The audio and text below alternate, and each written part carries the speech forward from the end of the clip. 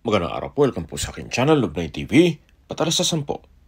Meron po ba kayong mga properties na napapabayaan or non-performing assets? Plan nyo ibenta, pero wala kayong oras sa pagbibenta nito. Kung ito'y pagkakatiwala nyo po sa amin, tawag lang po kayo sa aking numero, usap po tayo, gawin ko po ng video for free.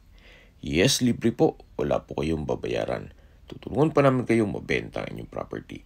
Kami na po bahala sa marketing, sa boosting or paid ads, even sa tripping. Hindi na po kayo mapapagod sa pag-entertain ng mga buyers. Kami na po bahala sa lahat. Tawag lang po kayo.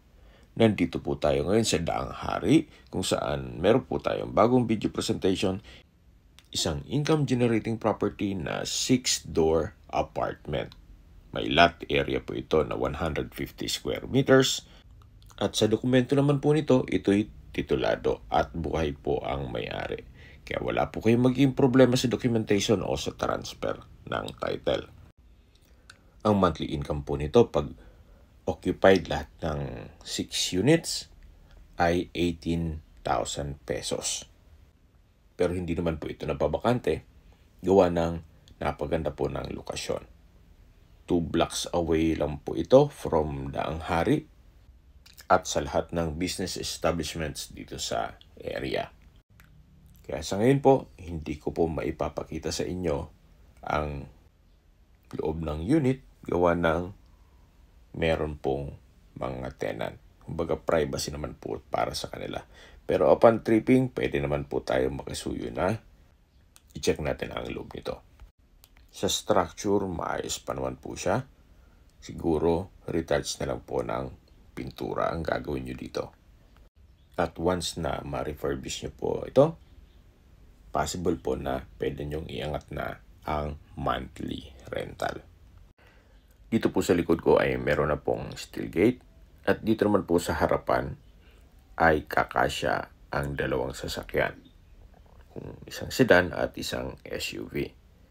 So mula naman po dito, meron pong hallway na diretso na yan hanggang dun sa dulo. Pasensya na po kung medyo makalat. Gawa ng biglaan po itong video shoot at hindi na abisuhan nitong mga tenant. Bali po, 3 unit dito sa baba. At ito naman po yung hagdan na papunta naman dito sa second floor. Halos identical lang po lahat. Studio type na may toilet and bath. At the same time, may maliit na kusina.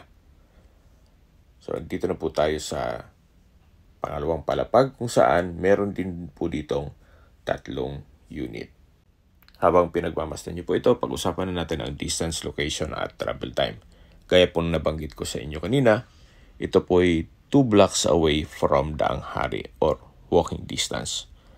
Then mula naman po sa Alabang Zapote Road, ang distance is 1 kilometer at ang travel time is 3 minutes. Mula naman po sa Alabang Town Center, ang distance is 1.2 kilometers at ang travel time is 5 minutes. Mula naman po sa Asian Hospital and Medical Center sa Alabang, ang distance is 3.3 kilometers at ang travel time is 10 minutes. Mula naman po sa Landers dito sa Daang Hari, ang distance is 1.4 kilometers at ang travel time is 4 minutes. Mula naman po sa Skyway Ramp sa Alabang, ang distance is 6.5 kilometers at ang travel time is 12 minutes. Ang Skyway po ay connecting NLEX at ibang parte ng Metro Manila. Kaya napaka-accessible po nito sa lahat. At mula naman po sa airport, ang distance is 17.7 kilometers at ang travel time is 29 minutes. Okay, sa presyo po tayo. Binibenta po ito ni owner sa halagang 6.8 million pesos net. Ibig pong sabihin, si buyer na po ang sasagot sa lahat ng taxes at expenses with regards to documentation. Kung may mga katanungan po kayo, tawag lang po kayo sa aking numero. At sa mga kababayan naman natin, nasa ibang bansa, meron po akong Telegram. Sa mga iPhone user naman, may iMessage. Meron din pong Imo, Skype, Viber at WhatsApp. Same number lang po, 0917-316-3399. Sa mga nagtatanong naman po ng aming Facebook, meron po aming Facebook page, Nob9 TV at Facebook Reels video. Meron din pong TikTok at Instagram. Meron din po kami ibang YouTube channel na The Nob9 TV channel at AC Listings. Sana po na ibigyan yung aming video presentation. Paki-like and subscribe na po sa aking channel para ma-update din po kayo sa aking future listings. Kung sakali po hanap niyo yung mas malaking sukat ng lupa, meron din po kami ibang listings na pwede niyong pagpilian.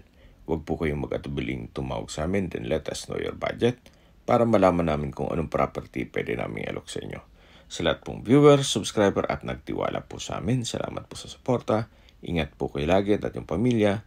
Maraming salamat po.